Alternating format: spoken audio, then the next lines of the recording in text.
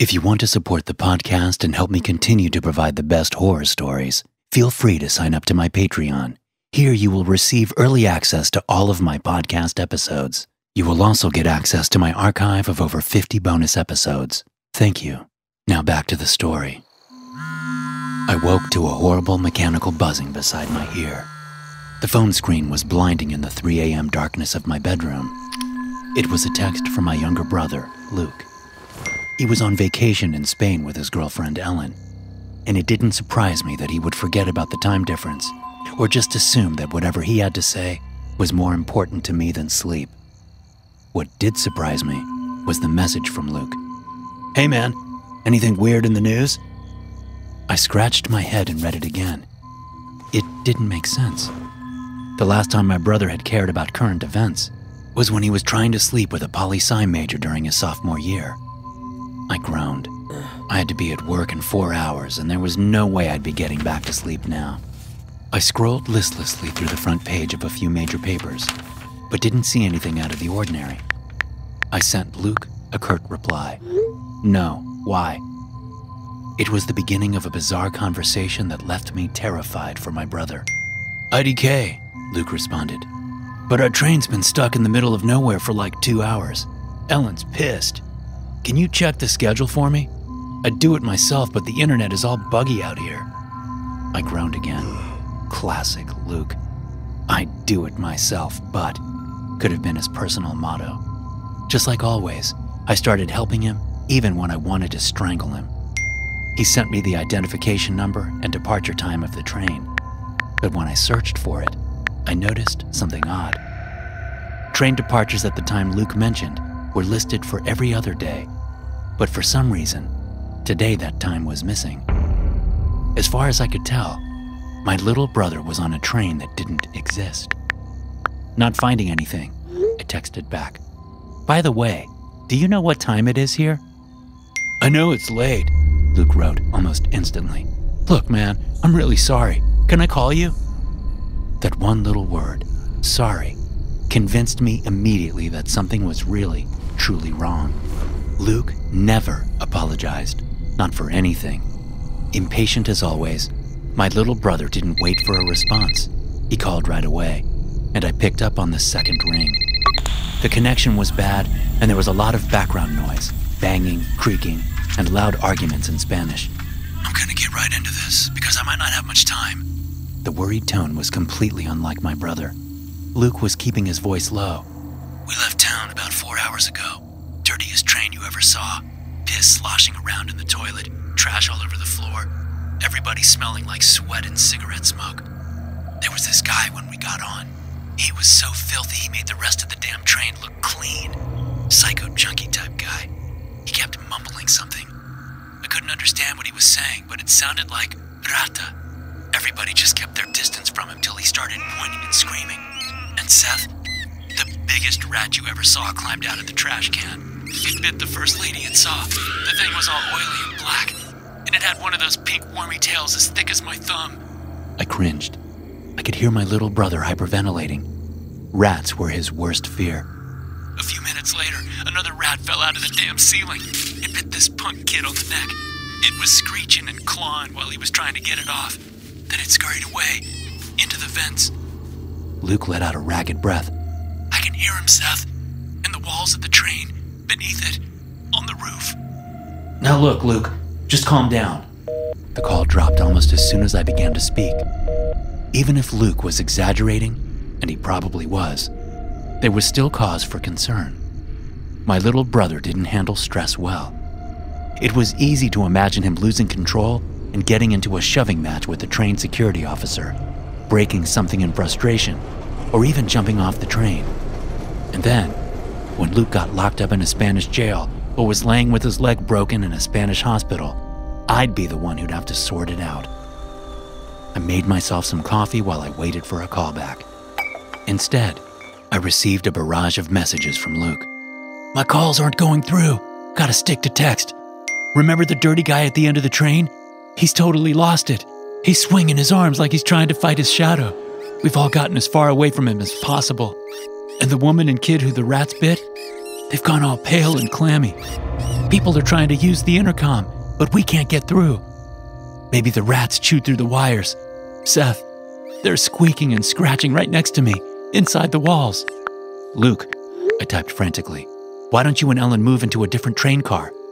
There's no room, my brother replied. They're all packed. I punched the table in frustration. Classic Luke. All excuses, no solutions. But maybe that wasn't it at all. Maybe my little brother was just afraid to leave his seat. Afraid to abandon the safety of the wagon for that dark little space between train cars, where more rats might be hiding. If there's no room, I punched the keys angrily, then you and Ellen need to make room. It's not safe for you there. If you're worried about rats between the wagons, use your phone light to check first. Use your backpack to swat them away. Anything. Just get out of there. Sure, man. I could almost hear Luke's sarcastic sneer in my head as I read the text. Easy for you to say. I sighed. He was sulking. I finished my coffee and made another cup. I checked the local news in Spain for any mentions of ratas, then checked the timetables for proof that my brother's train actually existed, with no luck. I could already feel the headache coming on when my phone buzzed with a new message from Luke. Okay, we're in the second wagon. It's pretty tight in here, man. Smells like sweat and bad cologne. Oh, shit. What? I wrote back frantically. The power just went out, Luke responded. Everybody's screaming. Jesus. Just stay calm. Things are going to get sorted out. I quoted the sign that my grandmother cross-stitched for us, the one that had hung in our room when we were kids. This too shall pass. But Luke was already panicking. It's so dark and hot as hell. People keep shoving us. Seth, I don't know how much more of this I can take. Didn't you find anything online? Anything about how much longer we're going to be stuck here? Not yet, I reassured him. But I'm looking into it, all right? Okay. Luke had calmed down a little. Hey, Seth. Thanks for the advance earlier. All the people from the wagon we were on, they're trying to get in here now. But there's no more room. That dirty psycho back there must be really freaking out. We can't fit any more people in here. They keep yelling something like, Mayward Day, Mayward Day. Can you translate it? Two guys slammed the door and they're holding it shut. Keeps out the noise at least, I guess. It's so fucking hot in here. It hurt to imagine him there, pressed between all those sticky bodies, all those angry people, scared, frustrated, alone. All of them just waiting, like a feast for rats. The disgusting thought came to my mind, but I realized that it was true. Even if one of those freakish rats my brother was describing got loose in such an overloaded train car, there'd be a stampede. My little brother had never been very athletic. He'd get pushed down onto that disgusting floor and trampled by their running feet. I sent him another message. I think you and Ellen ought to keep moving. That's going to piss a lot of people off, man. Luke was reluctant. I don't know if we can. It's like a goddamn wall of skin. We're packed so tight in here. Can you move? I wrote, exasperated. Or can't you? I guess there is one more wagon, Luke admitted. Up ahead. It's dark, though. I can't see what's inside. You two need to get to it, I told him. Look, no matter what anyone says, no matter if people push you or scream at you, no matter what, you and Ellen just keep moving, okay? Okay, Luke wrote back, grudgingly. We'll try. In the east, the sky was beginning to brighten. While I waited for a reply, I tried my hand at translating the phrase Luke had sent me. May were day. Didn't get any results. But what if he meant me oírle? I hear him? That didn't make sense. I just hoped it wasn't. Me muerde. Because that would mean he bites me. The sudden vibration of my phone made me jump. A call from Luke. Hello? Hey, Seth. There was a long pause. The reception had gotten a little better. I could tell by the number of voices that Luke and Ellen were still surrounded by people. But at least it didn't sound like they were losing their heads. There were muffled conversations and the sound of work, duct tape being stretched, nails were being hammered, and someone was sawing through plastic. We made it to the third train car, but it's kind of weird. I guess the security guard was in this wagon, and he stopped us at the door. He made us, show skin. Our wrists, our ankles. He felt us up, and even then he wasn't gonna let us pass until Luke lowered his voice.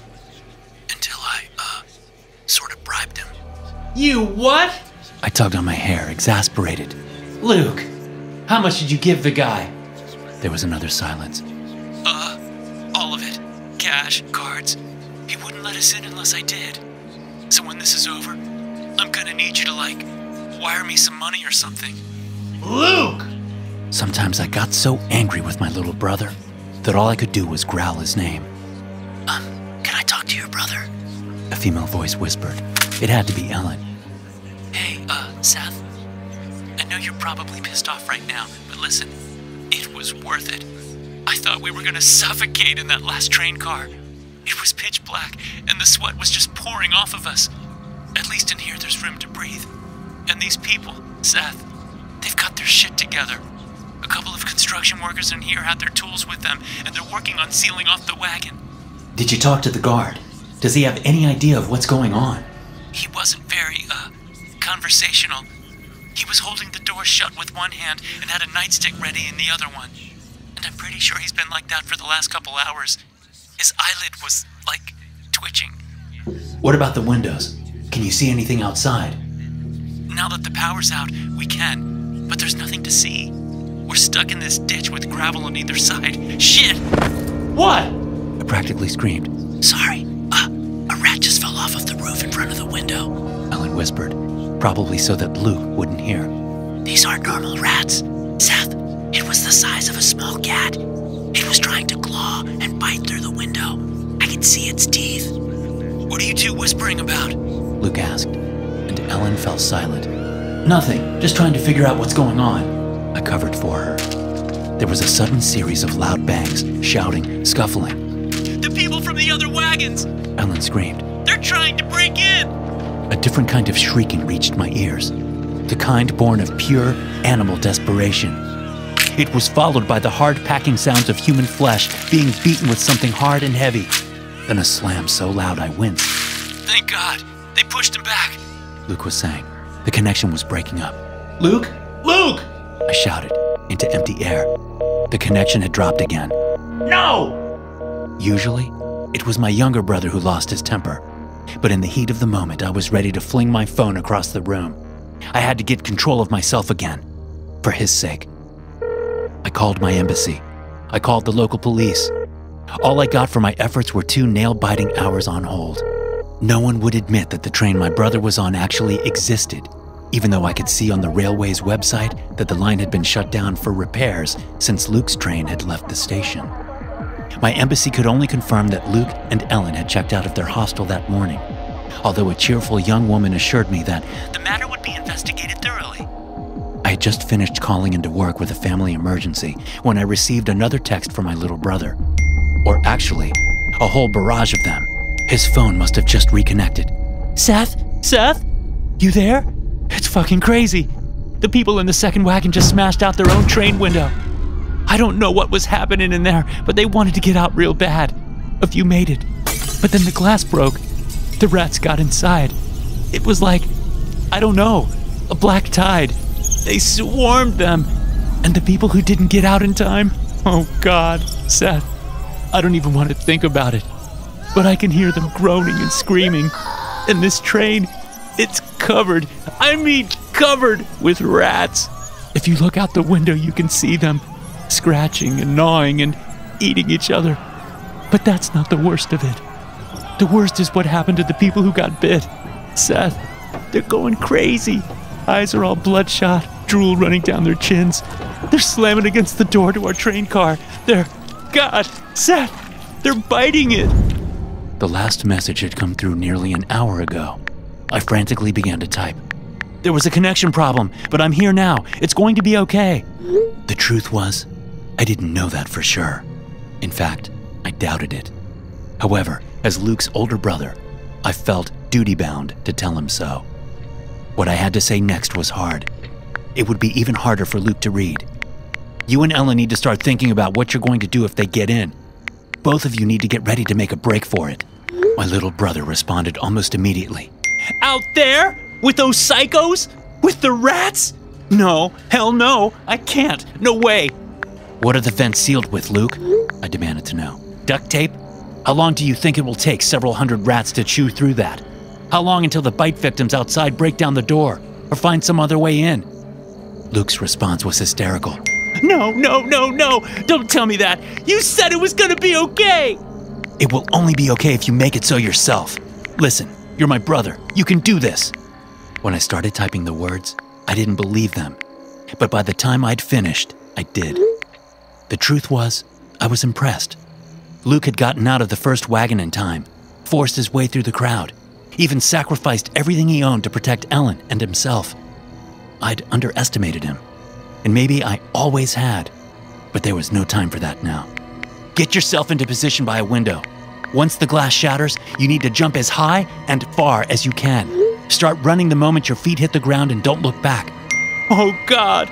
Luke wrote a few moments later. I can hear them. The rats. They're in the train toilet. They're coming up the pipes. They're clawing and biting at the rubber beneath the door. Ellen is trying to warn everybody. We're going to make a run for it, just like you said.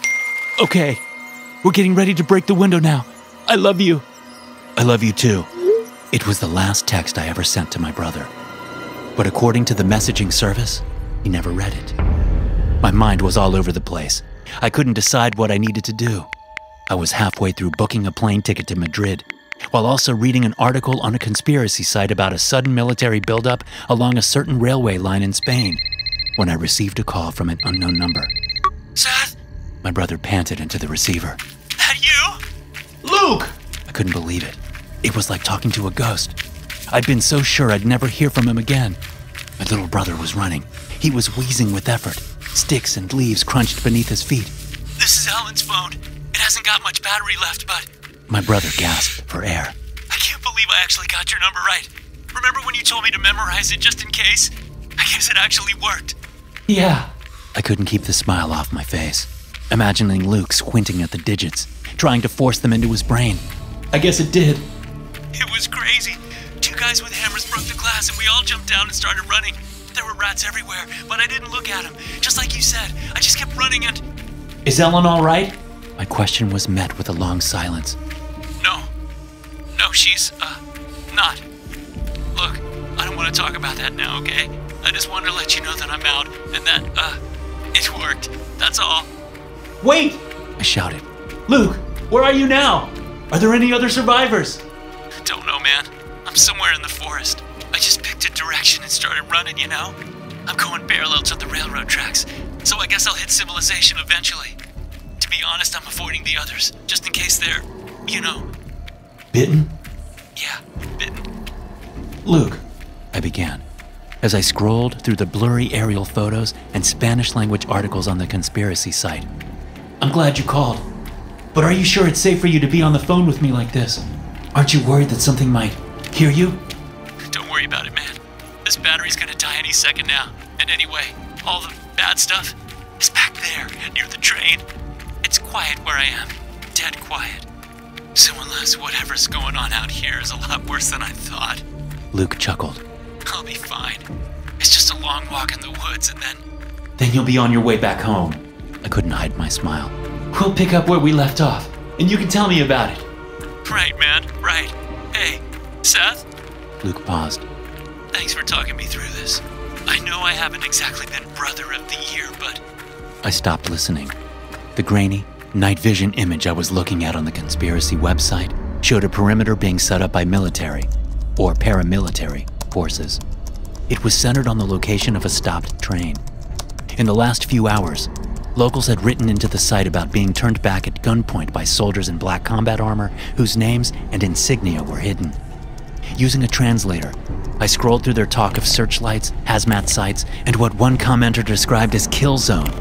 Luke! Hey, I see lights up ahead, and people, Luke! I repeated more loudly. Don't go near! The line went dead. That was several weeks ago. I haven't heard anything from my little brother since then. Every agency I talk to gives me a runaround, or puts me on hold until I give up. And when I went back to that Spanish conspiracy website to print out the photos and comments, it was all gone. The site had been taken down. I've paraphrased my thoughts during our conversation, but the texts I've copied verbatim. They're the only proof I have that something awful happened to my brother. Something awful that might be spreading Thanks for listening. If you enjoy these stories, be sure to subscribe to the podcast and check out some more of my episodes here.